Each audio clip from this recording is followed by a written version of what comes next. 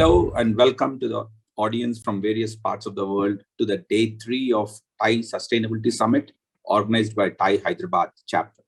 This is Rajesh Pagdala, founder and managing director of Pagdala Constructions, a real estate company developing luxurious and affordable homes in the modern times. I'm also the founder and CEO of BuilderSmart, an online platform for building and construction materials industry. I'm here very excited to introduce the topic for this session, Dharavi, billion-dollar economy, epitome of courage and entrepreneurship. There are tens and thousands of artisans and home businesses in Dharavi, which is Asia's second largest slum in India. Megha and Dolly, who are the speakers on the panel, support these artisans and artists to create products and services to meet the quality standards of the Indian global consumer, to leverage their native intelligence and entrepreneurship, to generate gainful and dignified employment for hundreds of their community members. This panel aims to showcase such incredible entrepreneurs who work at the bottom of the pyramid, making lifestyle of these people sustainable. So to lead the conversation, I introduce the moderator for the topic, Ms. Hema Annamalai, President and Partner of Society for Smart E-Mobility, Coimbatore. Ms. Hema is a serial entrepreneur, former president of TiE Coimbatore, and past chair of TiE Women Global Program. She was the founder and the former CEO of Ampere Electric Vehicles, which she has exited recently. Ms. Hema strongly combines and promotes job creation through entrepreneurship and focuses on women empowerment. She invests and mentors innovative, disruptive startups from smaller cities that solves societal problems. I welcome Ms. Hema and the panelists, Dolly and Megha, to the main stage. Ms. Hema, please take over from here, introduce your panel. I'll be looking forward for an exciting and insightful session. Thank you all. Enjoy the discussion. Thank you so much, Rajesh, for this lovely opportunity. I thank TiE Hyderabad. It has been a wonderful 3 days summit for all of us, a lot of very quality speakers. And I think the whole world is now looking to this largest convention, I would say, from my experience in TiE. Extremely path-breaking discussions that we have had in the last about 3 days. So it is a great opportunity for us to be able to showcase these young ladies from Mumbai, focusing on some very pivotal problems to solve, actually. So when the topic was given to us, stating that it's going to be a billion-dollar market from Dharavi, I was a bit puzzled, actually. So I said, how come Dharavi? $1 billion market and all that. And then when I did some research, when I found that I found that Dharavi was an island in the 18th century. And then it is now the third largest slum in the world. The first two being one from Mexico, the other from Pakistan. And Dharavi is said to be actually home for one of the most educated slums in India. And then when I studied it, I also found that even 13, 14-year-old girls have developed 3 Android apps from this area. And this region actually houses some 5,000 businesses, and 15,000 people are actually single-room factories. And I was amazed. And I think the total revenue generated, somebody did a math and found that roughly about 650 million to $1 billion business have happened from this area. And the industries that they cater to are largely from leather, pottery, and textiles. And recycling PET bottles is also one of the major industry for them in this area.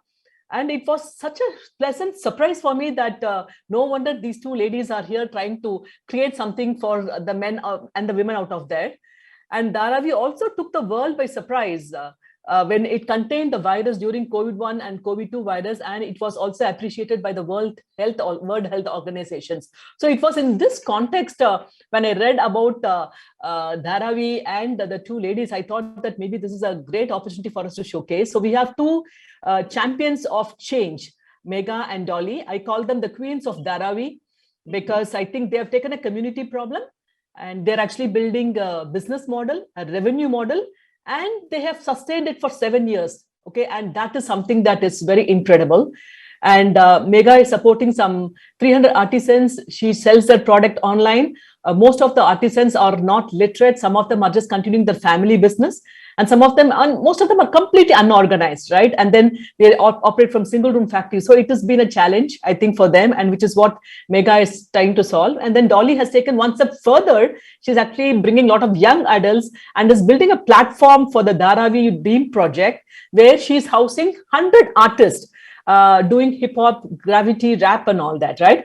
And these boys and girls are nurtured from young to be part of this her program, to train them on a professional hip hop and then get them on to performing in different stages, right?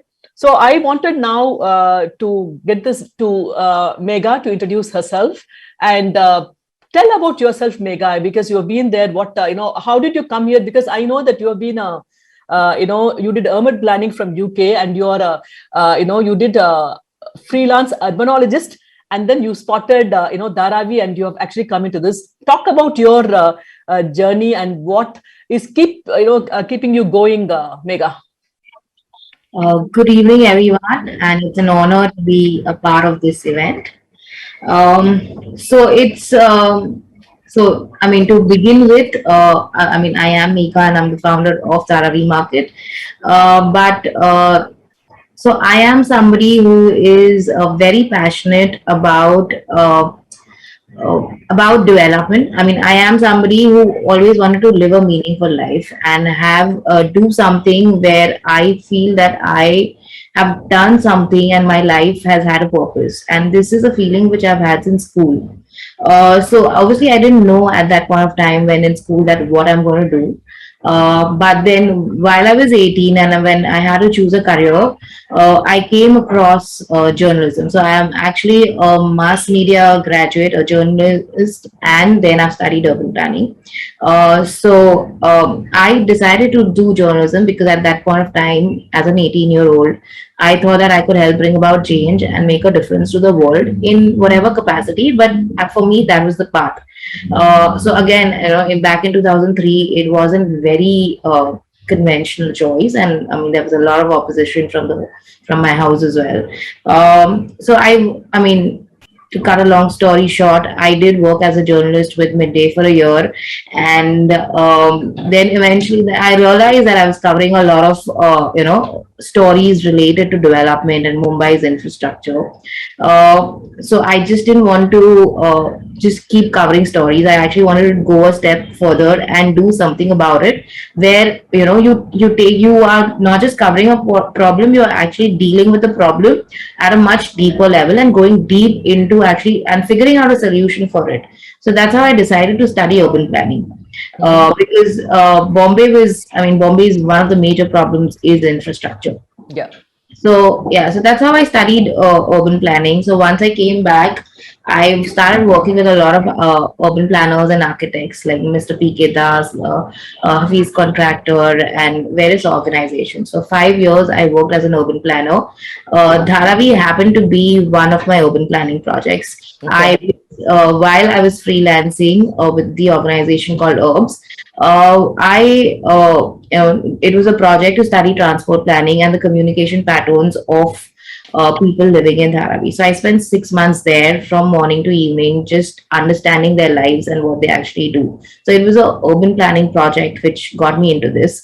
But because I spent so much time into it, I actually, interacted with the craftsmen. I understood them. I understood their issues. I bought things personally for myself. Like I just bought a wallet and a belt for my dad. And that's when I thought that, if I ever want to buy the same thing again at really affordable prices, so I'm not going to walk into a slum like deep inside and, go on a G+1 story and just buy something, right? Mm. So this was in 2012. So that's when I first thought that I wish these guys had a website and if we could just buy online, so they would also have more opportunity. They could sell across the globe, and we could also get good quality products at an affordable price. So that's when the idea struck, and I knew like the Flipkarts and Snapdeals had come in 2012 and they were growing. So somebody had created a system where this was possible. So that's how the idea came in. Yeah, so but I just didn't want to do like a typical e-commerce website where I buy products from them and just sell it under a different brand name. Though because of the journalism background and the urban planning background, I understood that, if at all you want to develop this area, develop Dharavi and develop Bombay, you actually need to understand, what are the needs of the people and what are they good at and how you can take it forward. So Mhm. that's the reason I called the website Dharavi Market, because I Very wanted nice. that place and identity. I wanted to, so whenever, in future, whenever we think of redevelopment, you don't just give them the housing and also focus on the economic development, Mhm. because I mean they live and work in the same place. So yeah, that's how it started. And but the idea haunted me, like because I wanted to bring about the entire story of Dharavi and not just be an e-commerce platform. Mhm. So I created the website, and like obviously I didn't have the funds to it, so it was a very basic website. I started with 1 lakh rupee from my own savings, and I still had my job while I started the website, Very because nice. I didn't expect, people to buy. There was no marketing budget. In fact, the day I launched the website, I actually had no money left in the bank account. Uh, I'll come to the next part. I wanted to just go to Dolly. I wanted to ask Dolly. Dolly, you have worked in Google, you have worked in LinkedIn. How did you, spot hip hop as your call? Because it's something that nobody will, do that easily. Because it's one heck of a challenge. Dolly, how did you get to that journey? Sure, Hema. Thank you so much for having me on the panel, and namaste to everyone who's joined in. Um, yeah, I often ask this question to myself, and when the word Dharavi comes in, the energy just pops up because it's so personal and it's so close to my heart.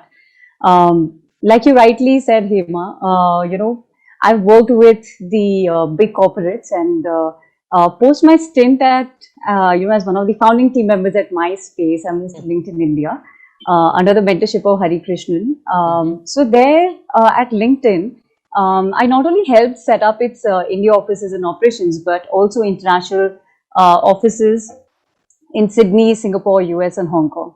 So I spent close to 4 years at LinkedIn with roles that allowed me create a whole structure from scratch, Mhm. including space design, culture connects, events for employee curation, and a lot more. So it was about creating a buzzing and interacting piece of organization in each of these countries that was built on the passion and desires collectively as a team. Um, while all of this was happening, I definitely had a feeling of accomplishment, based on the work I had done at the big MNCs. And with the urge to keep learning, I set out to explore opportunities in the Mhm. newfound startup scene in India, which is blooming at that time.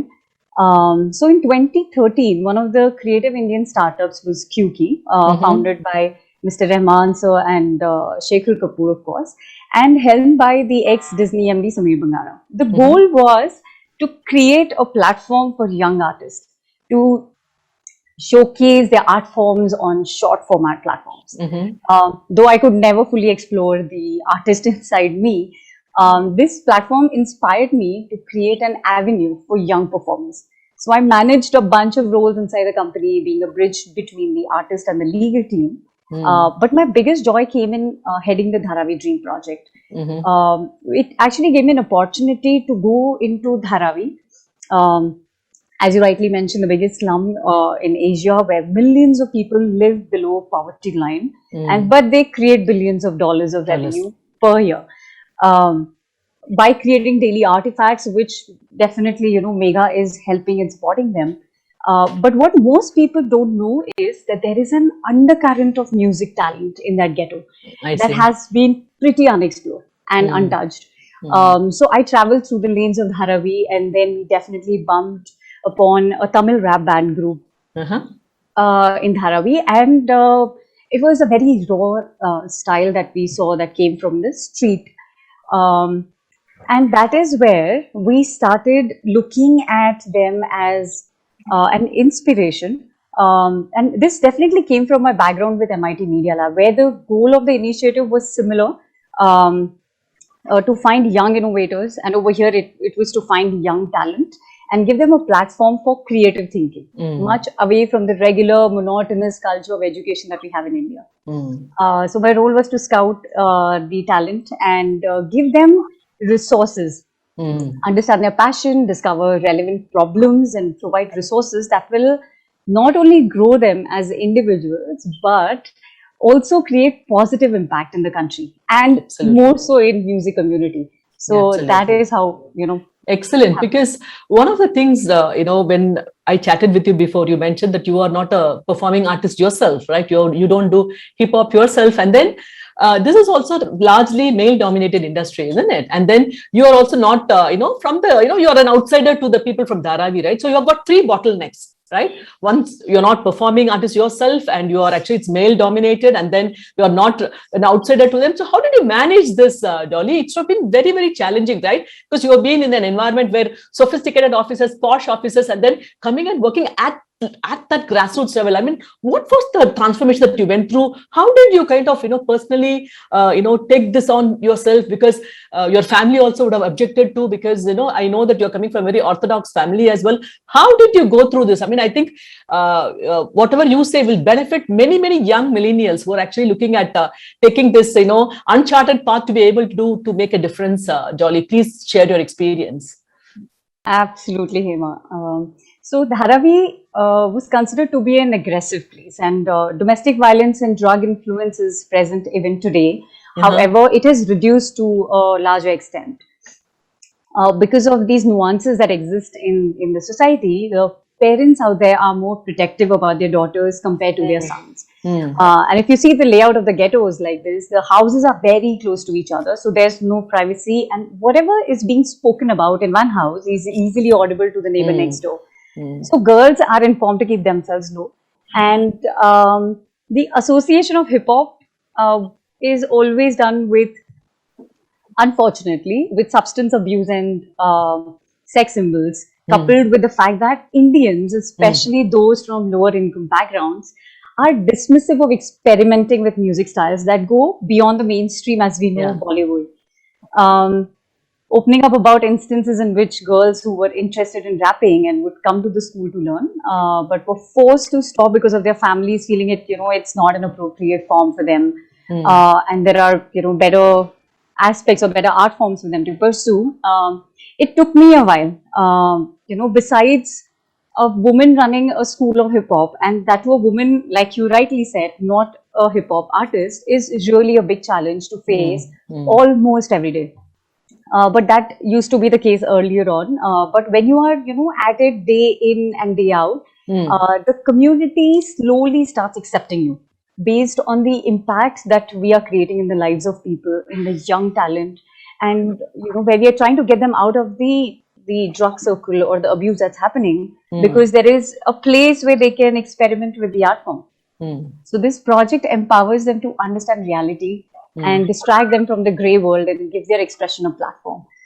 So I would say that, of course, it's very challenging. But I stick to this quote from, Kamala Harris, where while taking oath, she said that, while I may be the first woman in this office, I will not be the last. Very nice. So that really stays, and it's going to stay with me forever. And I would say that, there are opportunities are many. So one should not look at ourselves as being like gender biased. Just go with what you feel you're doing right, and the doors will open. Very nice. Excellent. Megha, I think you're also, you also had a lot of family resistance, right?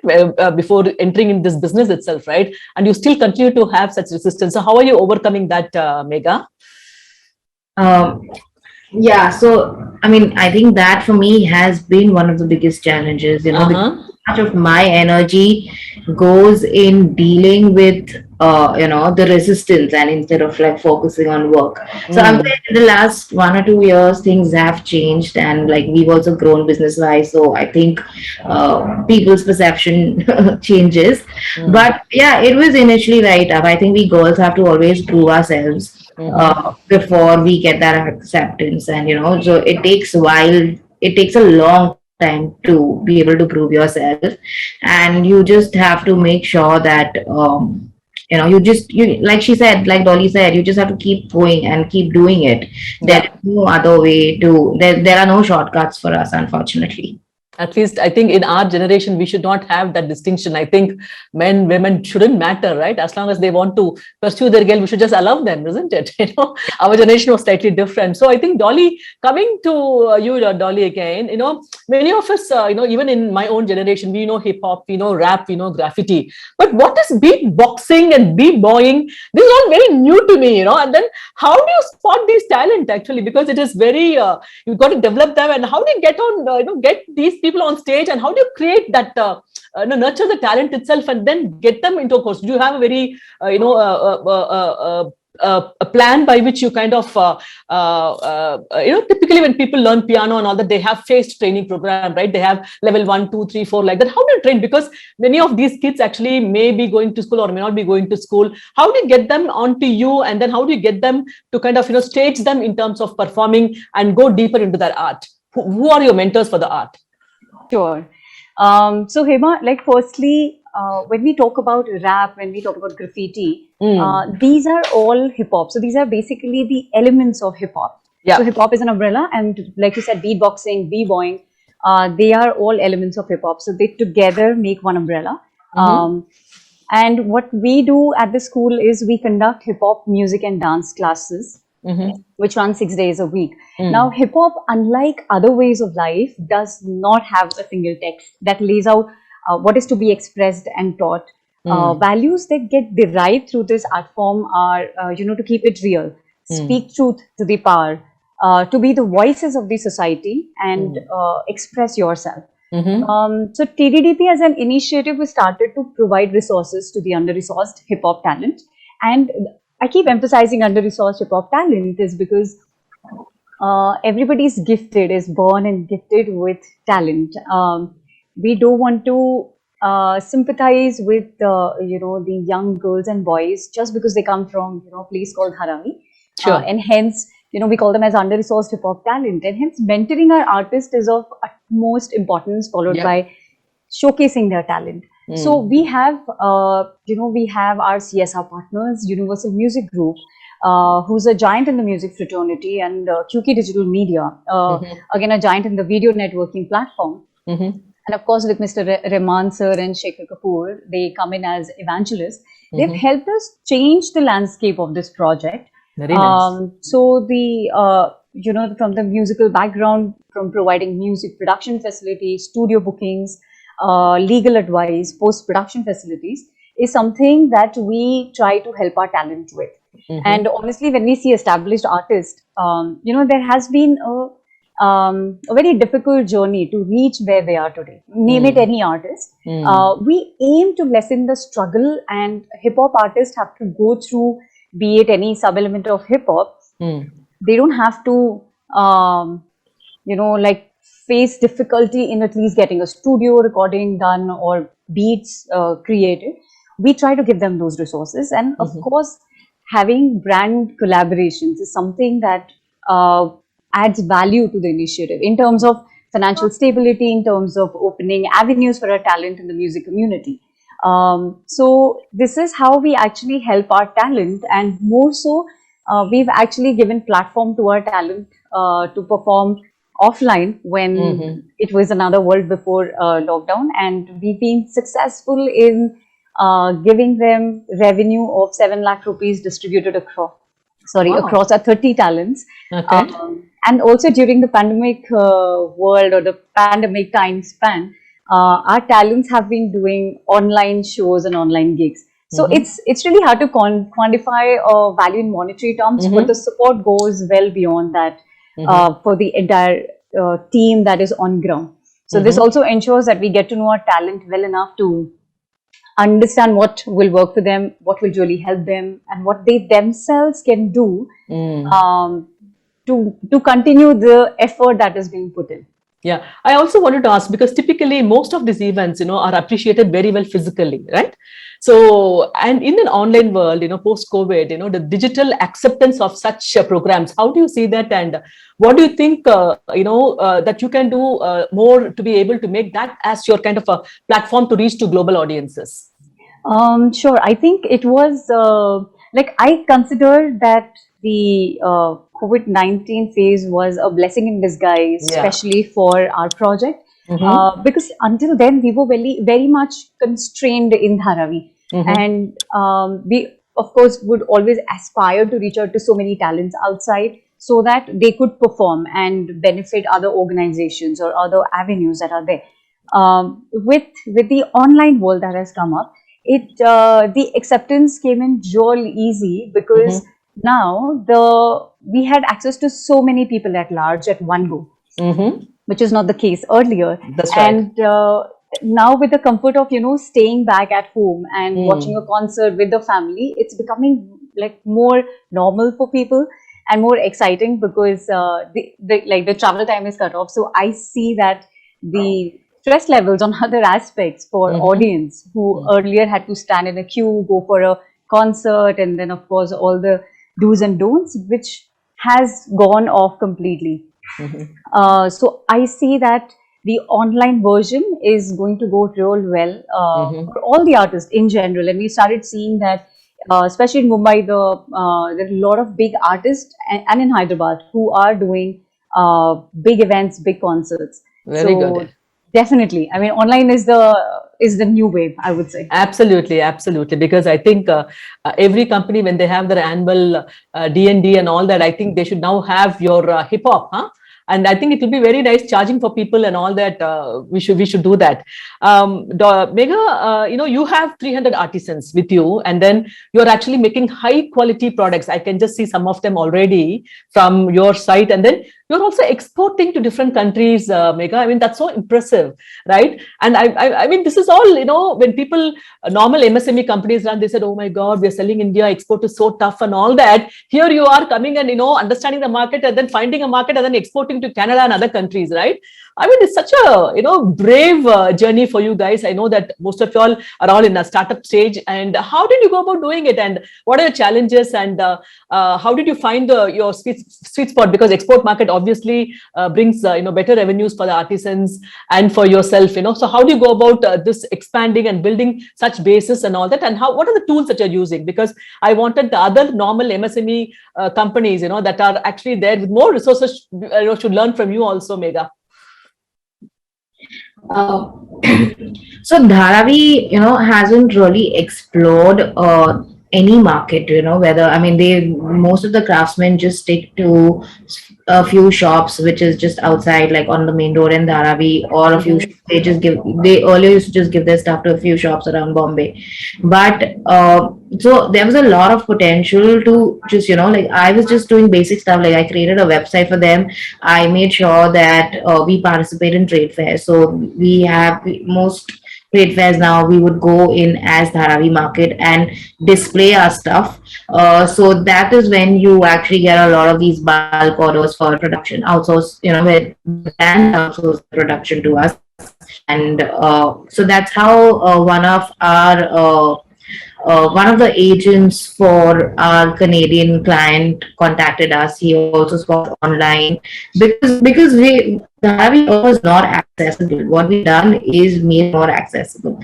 So that's how we got the first client. The client actually flew down from Canada. So nice. He actually visited the workshop because they wanted to make sure that everything is there's no child labor involved and it's all ethical. Sure. So we've always been very transparent. We've always been very transparent with all our work. So he actually came down, and because they saw that there's so much honesty and so much hard work, they actually gave us a lot of chances. It's not like our first order, everything went smoothly. We made a lot of mistakes, but they actually gave us a lot of chances. And now he's been my regular client for the past 6 years. And we continuously keep getting business. And we've improved so much. We've learned so much from them also, Very nice. how to get the inspectors, the quality check inspectors, and, how we can improve our quality. So we've learned so much from them. The craftsmen also go out of their way to actually create a better quality product. If you give them time and the resources, they can actually excel because they are already good at doing the basic stuff. And so we've also started a foundation. Our foundation is called Vaishwas Foundation, which focuses Very on nice. skill development. The whole idea is to get experts from the leather industry. And India has a good quality of leather experts, because there are so many factories in Agra and Calcutta. So we've actually got them, and we've decided, they are basically helping us improve our quality over here, seeing the loopholes, how we can actually get things better. So I'm sure, once we have a good training program and we go to markets where we participate in international trade fairs, we are going to be able to export. And it's a huge market because leather is a category which is loved globally. That's right. Leather bags are something which will sell globally. So Yeah. So one related question that I have is that, during when we started, you mentioned that you're not going to have individual brands, but Dharavi Market itself is a brand that you wanted to take it up, right? So can I say that then your brand is Dharavi Market itself is a brand, and then there will be multiple, individual suppliers for you and all that. So how do you want to scale this Dharavi brand as a, both targeting to B2C and B2B, and what are your challenges there, Megha? Okay, so I do have a registered brand called 90 Feet. Okay. So that is, but we actually don't focus that much on it currently. I Sure. want to do it in the future. But my aim basically is to make sure that our craftsmen earn at least individually a basic 20,000 rupee income is what they should get from us. Mhm. That is the aim, and it's not very difficult, but of Yeah. course there are challenges because of it. Funding is one of our biggest challenges because craftsmen need instant. I mean, there is no credit period, right? So I need to pay them instantly to order any products. But now with D2C, like earlier when I started in late 2014, we didn't have like a D2C infrastructure ready in the country. But we've just started and we're seeing amazing results. Like those results have even surprised us very pleasantly. Very good. So I mean, the whole idea is that for the craftsmen for a workshop to make say 1 lakh rupee a month, which is like 5 craftsmen, 20,000 rupees per person sorts. They need to sell like 50 to 60 bags. It's not difficult, So but we need to get we need to get enough funds to be able to actually give them the money and then sell it globally, right? So that's where we are looking at. Those are the, so we need patient capital because it's very, it's with craftsmen, you can do business only once you've established trust, like nothing, there is no contracts or no paperwork that happens in that. Everything is word of mouth and everything is what you've told them, and everything is a verbal contract. So you need to build trust, and building trust takes a lot of time, which we've managed to do, like because we've been here for 7 years now. So they know that okay, she's not going anywhere. So that has happened, but still, even if I want to scale ahead, like you said, Dharavi is a $1 billion economy, and I saw that in the last few months when we just started D2C, I saw the potential, like in terms of numbers. So I think, now you have trust built up already, right? Now I want to see that if you want to kind of a little bit streamline it with an operational process, right? If you were to make them make a simple understanding terms of agreement or something like that, do you think that they will not sign or they will not even be willing to sign? What is that mentality? How do you overcome that?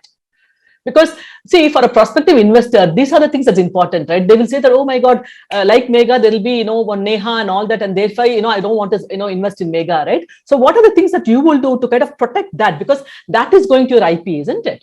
Yeah. No, so now, of course, the craftsmen who we have been regularly working with would, I think, they would be able to sign a contract or anything. But like it has to be something which is very basic and very Yeah. transparent. It just has to, and it has to come from their point of view. Like what's there for, if things go wrong, what are they going to lose? And we need to make sure that their loss is minimum in whatever we do. So that's how, because like even when we started the website, and when I told people to come on board, the craftsmen to come on board and sell their products, it was, and there was no contract or anything. It was just like, okay, give me the pictures, I'm going to list it, and whenever there's an order, I'm going to take it from you and sell it ahead. So I mean, when people, so I've had challenges earlier, because obviously if there was a return, I didn't like giving it back to them, and so uh so those were the challenges. But those are, so over a period of time they've understood, this is how the online marketplace works, and now they're more accepting to taking the products back. So it's all about timing. Like when you're working with the people who are actually struggling to put food on their plate, you need to be very, very patient, and you need to be in their shoes and think like them. You need to be a part of them, and then think about development. Good. So, Dolly, from your side, right? You have done many programs till date, and what is that biggest milestone that you have so far achieved in this project, Dolly? A very important one. Hema, there used to be a phase in the Dharavi Dream Project's growth curve where we had just started, and 3 years down the memory lane, it was not known to a lot of industry experts. The quality of talent, of course, was looked down upon due to definitely its geographical essence. But as we progressed, we feel immense grateful to know majority of the folks in the music industry not only know us, but also have partnered with us on jingles, Very nice. live gigs, social for good activities. And today is another milestone for us for getting a stage at TIE to share the developments happening at TDDP. And nice. Our work is being recognized and acknowledged. So the best part is our talent is getting work not because they belong to Dharavi, but they are really talented, and that's what is working in their favor. This is surreal, when your art speaks for yourself. So I say that every day for us at the Dharavi Dream Project is a milestone when one of our talent just shows up at the school, or now it shows up online. When their parents say that, okay, my kids are doing well, they're enjoying. So each moment is a milestone, and it's very difficult to categorize, that one success, because I believe that it's always a collective effort to reach where we are, and there is no stopping. We have to keep moving and keep coming up with more and more milestones. Very nice, very nice. In terms of you, Megha, what do you see as the future for the Dharavi market, and how do you plan to scale it? Because that scaling also will answer a couple of questions from the audience. So I think, Megha, you should tell us, how do you want to scale the Dharavi market? Like I said, what I want to guarantee is equal opportunity for the craftsmen, and equal, basically a chance for them to earn a decent living. So I think from their point of view first, instead of the consumer point of view or the customer point of view, which is a problem, when I talk to investors or just anyone who would be interested in a project like this. So like I said, the way to scale is to have targets, like say we want to make sure that every craftsman earns 20,000 rupees because of Dharavi market. So we need funds. We definitely need funds to create inventory and go global with D2C. We obviously right now we are a bootstrap company completely. So we need to focus on digital marketing, performance marketing, content marketing, have a strong social media presence. That is the way forward. And in a short span of D2C, which we've done, we've realized customers are loving our work, and people are absolutely loving the products, and we like, and because we've exported, and so I know we've got great feedback. So the product quality is not an issue, and of course we can always improve it. But even at the current, even the current product quality is, of global standards. So we just need to make sure that we have a good team.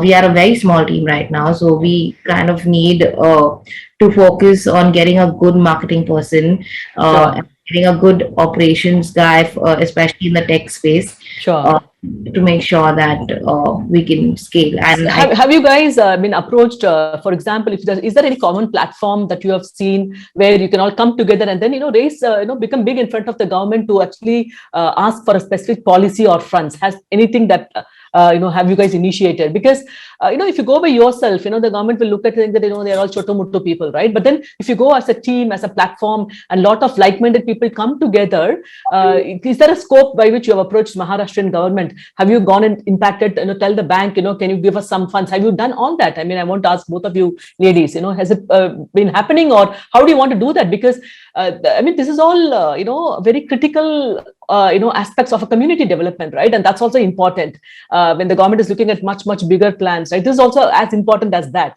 So, Dolly, do you want to go? Do you have any platform? Do you want to, Mr. A.R. Rahman, will he push it to the government, or what can you guys do? Because I think it's very pertinent that that understanding also comes about, because it will help, not only you, people like you in other places also can benefit. Absolutely, Hema. In fact, you've touched upon the right chords, because that is what TDDP's 3.0 version is. Okay. Wherein we definitely took long because we are a not-for-profit. We are registered as a trust. And in India, usually the formalities around trust is it's quite complicated, and it takes a lot of time to do anything. But on the right front, I mean, there are a lot of checks and balances. But as rightly mentioned, we are considering all these things as our next step, more so involving reaching our government organizations, because Dharavi is a place of, not just the geographical importance, but also the revenue that is being generated there. Yeah. And now with the, Bollywood coming in and making a movie on Dharavi, on the talents of Dharavi, it has really opened up avenues for all of us, and especially for our talents as well. So with this in mind, we're also looking at starting or empowering our talents to become talentpreneurs, wherein we're trying to focus on the creator economy. That is what our aim is, and of course all the dignitaries and all our mentors who are on board, we all have started working together on charting out few strategies on presenting it. And the crucial step in this would be for us, and I think I would take some guidance from Megha also.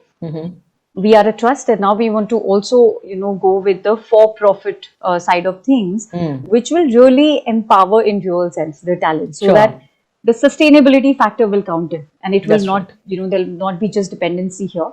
But I'm sure inputs from Megha and from you, because you've been an entrepreneur for the longest time, mentoring. So your inputs will be valuable on this. Very nice. Megha, do you have anything to say on this? Yeah, I think it's a great idea, if Dolly and, a lot of various organizations in there, we can come together and actually put a proposal to the government. I think it's a great idea, and we should definitely think about it, Dolly. In terms of raising funds, I have actually tried a lot. In fact, because we've got so much publicity, and so we had a lot of investors approach us just when we had started, like just in the first year itself. So we of course didn't have any great numbers to show, but there was a lot of interest by people, because everyone saw the potential. Like, people know that Dharavi, there's a lot of business that happens in Dharavi. But there was one investor who didn't want to go down below 58%. Oh my God. So so we negotiated for like good 6 months with him. because like he was going to be the lead investor and the others had agreed to a smaller percentage, but the lead investor just didn't. So we of course let that go. There's another group of investors who were from Singapore and UK. They were NRIs, and we in fact signed a term sheet with them Okay. after like negotiating and doing the due diligence and everything for a good 6 months. We did that, and then they just backed out. Like I was expecting. They told me that this is the day the money will come into your bank account, and it didn't. And then they just eventually backed out. So, as citing Brexit as one of the reasons. I'm talking about 2016. As one of the reasons, and then I don't know. I mean, they didn't actually give like a very clear reason on why they find back. So so alone handling that entire year became so difficult for me that after a point I was like, okay, I'm just going to not depend on other people and just build my own foundation, because we were too young. We were just a year old when all this was happening. So I actually decided to not approach anyone and just build a strong foundation. That's when after 2016 is when I became more determined to be completely completely like make sure that we don't fail because of funds. And so That's I right. worked harder to have a strong foundation. Very nice, very nice. I just wanted to tell you guys, as I was figuring out what to do, I was actually speaking to the Thai Mumbai president. Okay, and I told him I have two lovely ladies and you should just give him some membership for free. And he said that, okay, we are able to give them two membership, you become associate members of Thai Mumbai. So I wanted all of this because TIE is a very global organization. We do mentor, networking, educating, incubating, investing. We do everything for the entrepreneurs, right? We are for, by entrepreneurs, and all of us, Rajesh, myself, everybody, we are all volunteers for the organization. So I think I spoke to them, and then you guys have a free membership. So I think you should go get along with people and all that, and then you should kind of leverage TIE completely to your advantage, because then you will, kind of complete all your inhibitions, your fear, everything will go away, and thereby you will be able to push yourself to the next step to be able to achieve what you wanted to do. That's one small step that I thought we should do for you guys.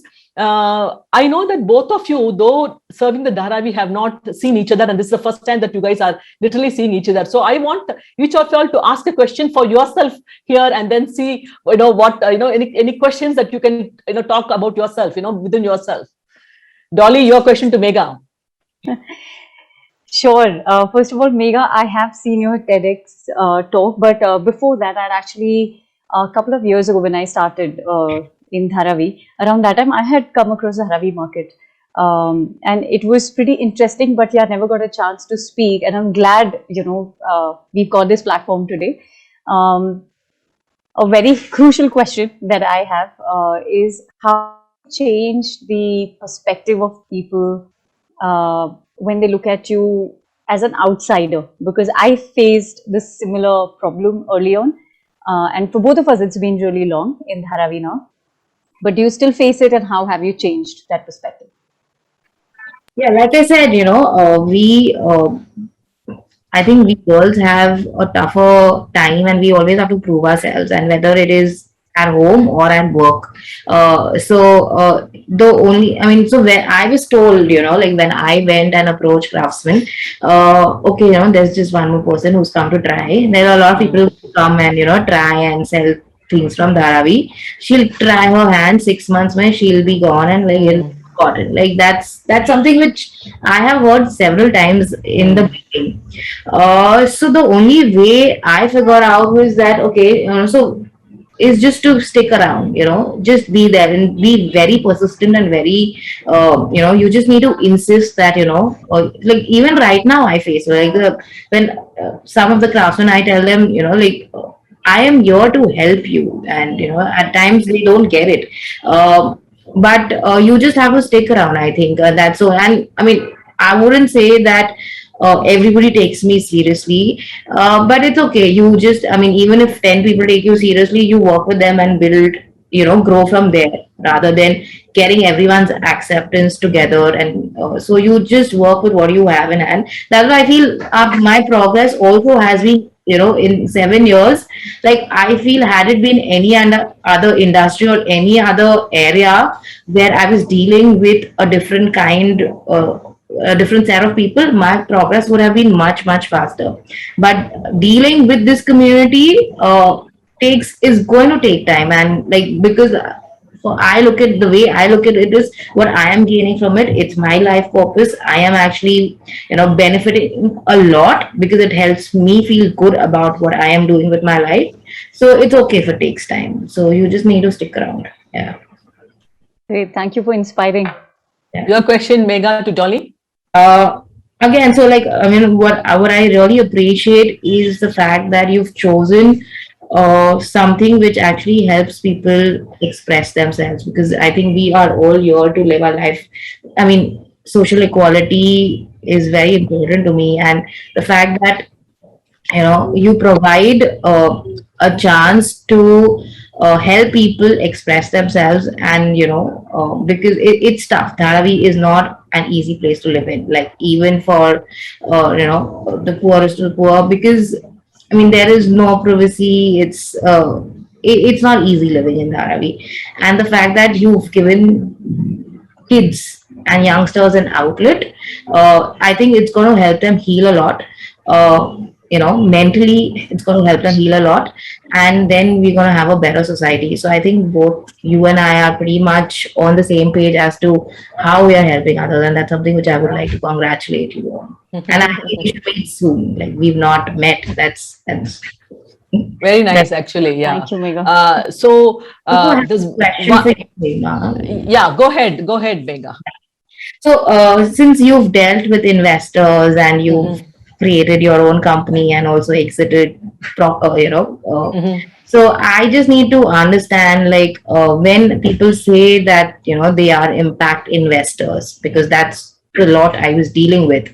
Uh, uh, do like, but I mean, my observation and what I have seen is, even though they are impact investors, they're not very okay with patient capital, and they don't understand that building an infrastructure or Yeah. building an ecosystem can take years, because there is absolutely nothing. Like, Dharavi is a self-created, Sure. economic zone. So everything is going to take a lot of time to actually, so you can't have unrealistic milestones. And when I was dealing with investors, and we had milestones and tranches of what amount will be given, and I also felt that the milestones were like really unrealistic. So Unrealistic. how do you find the right set of investors and who understand patient capital? So if the first thing, I think I would recommend that you should attend some of the Thai meetings, right? Because networking, personal networking, is the primordial connect that entrepreneurs, when you go and meet investors, I mean, you can really spot on good investors with a heart to help, right? And there are a lot of investors. I mean, today morning, if you see a session where Vineet Rai of Avishkar spoke, I mean, he truly spoke about how impact investors do, because they don't go into matured markets, they go into unmatured markets and create infrastructure from scratch to be able to make that impact, that difference that they can make in terms of job creation or in terms of empowering people and all that. Right? So it's a different breed. So I think it's always nice to start with the failure, because the failure is a stepping stone. You kind of understand how. So you've already gone through 2 term sheets. You already know what people are asking. That's always good, right? And then, in my own case, when I was actually raising money for my manufacturing company, I thought first there's no money for manufacturing in India. Because it was, at that point on, it was all health tech, fintech, ed tech, like that. I was not doing any tech. I was only making scooters, right? And it was very, very tough, right? And then I had a brilliant mentor actually who came and told me, Hema, there is money and you have to realign yourself. And then that mentor actually changed my whole perspective about Indian ecosystem and finance. So I think you'll have to really, you will get that mentor, over a period of time, you will able to find these mentors, go for Thai Mumbai meetings. But the key thing is that there are also a lot of HNIs actually and family offices that are willing to fund these kind of projects. Okay. So I think family office is a good way for you to go and approach. And there are a lot of other avenues, even banks for that matter. Today, if you look at the Government India MSME schemes, since you are actually doing a tangible product, it's very seeable, right? When people come, you have something to show. But for Dolly, it may be slightly difficult because you are selling a service, right? That's also another challenge. But then both of you, I'm telling you that it's just a myth that people say that there's no money in the market. Is absolutely there's so much of funds available in the market for you guys to capitalize and scale on.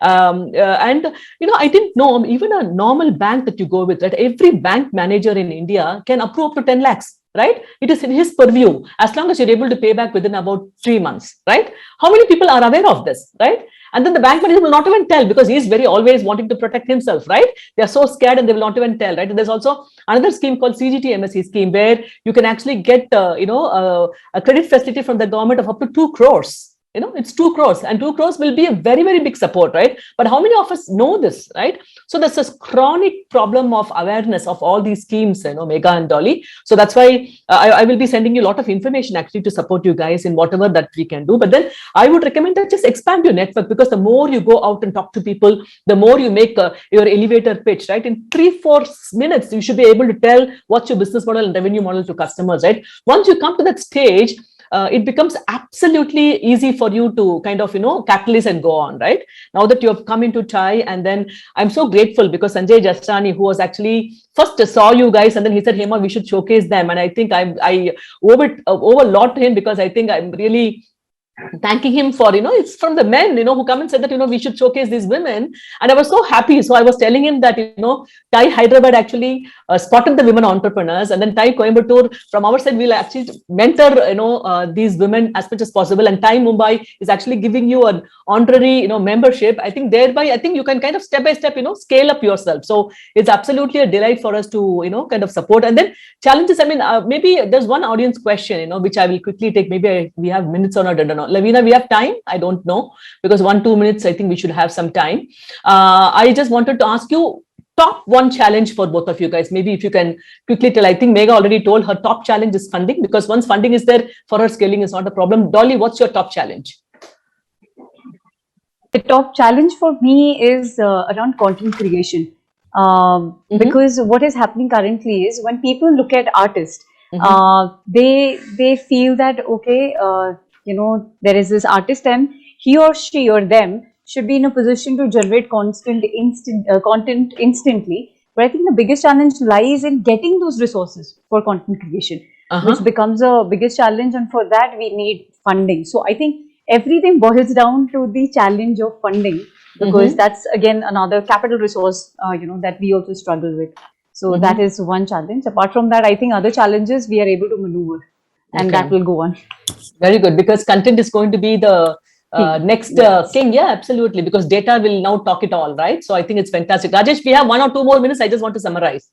I think I'll go ahead and then summarize this meeting. Okay, great. Rajesh has given me a yes. So I just wanted to summarize the discussion. The objective was primarily to showcase you young ladies to be able to, that are actually making a difference. And I think the world should know that there are such grassroots entrepreneurs solving the problem at the bottom of the pyramid to actually, make a difference, right? So I just wanted to tell the people that are listening here that Dolly and team are the yang for the yin of Megha, right? To be able to provide the dignity and skills of vulnerable youth at an age where it matters most. And then, we can avoid slipping them into negative cycles of drugs or social unrest or other vices, show them the true value of learning, effort and rigor, and then lead them into a positive and virtuous cycle through fine role models. We create fine role models for them so that they can't go back to, choosing the wrong path. So I think this is the kind of step towards creating, sustained models of entrepreneurship, right? So at TiE, we actually wanted, to kind of give a global opportunity, visibility for all you guys. We wanted to bring in more awareness to such kind of an effort that's happening in the market. And we wanted to be able to support you guys further. So I think I will link you up to the TiE Mumbai team, and then I think you should take it further on, on yourself. And concludingly, I wanted to tell you guys, we've got one life to live. Yeah, make the most of it. I think that's all about it, right? And then stay away from naysayers, and then be surrounded with good people, good mentors. And then I think if you are able to have 2-3 good mentors, right?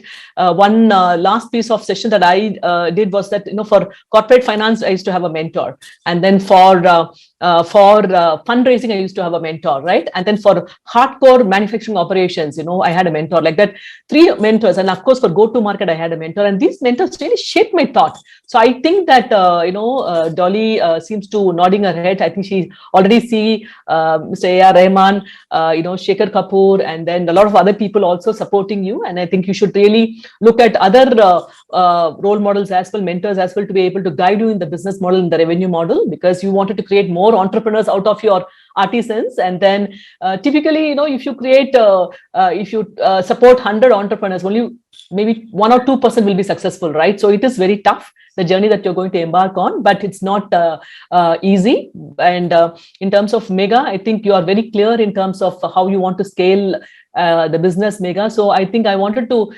wish on behalf of TiE, the global ecosystem, and TiE Hyderabad, and all of us from here at TiE, a heartfelt thank you to both of you to come and showcase your journey so far for us, because it's a learning, as we're all talking about the world's largest problem of sustainability, environment, water, energy problems. We are talking here about fundamental problems of livelihood, right?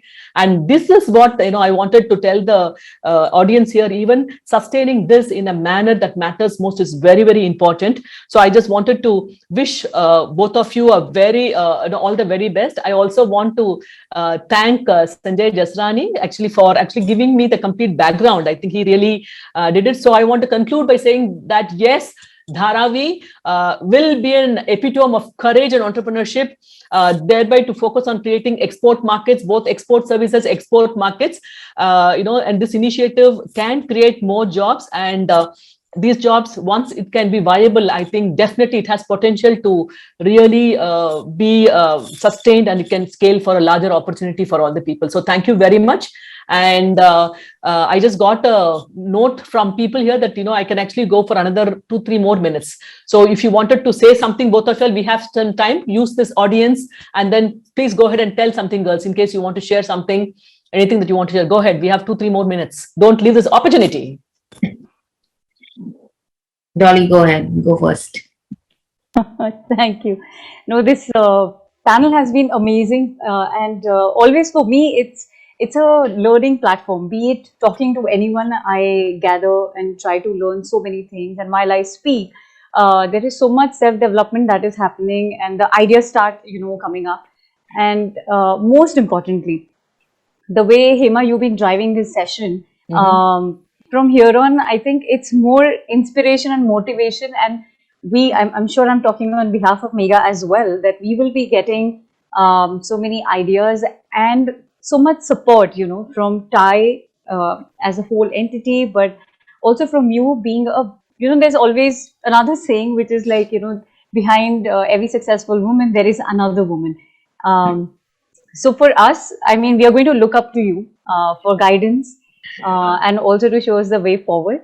But just want to, close this from my end, that Dharavi, I want everybody to look at it not from a geo perspective, but from the talent perspective, both in terms of artisans and artists.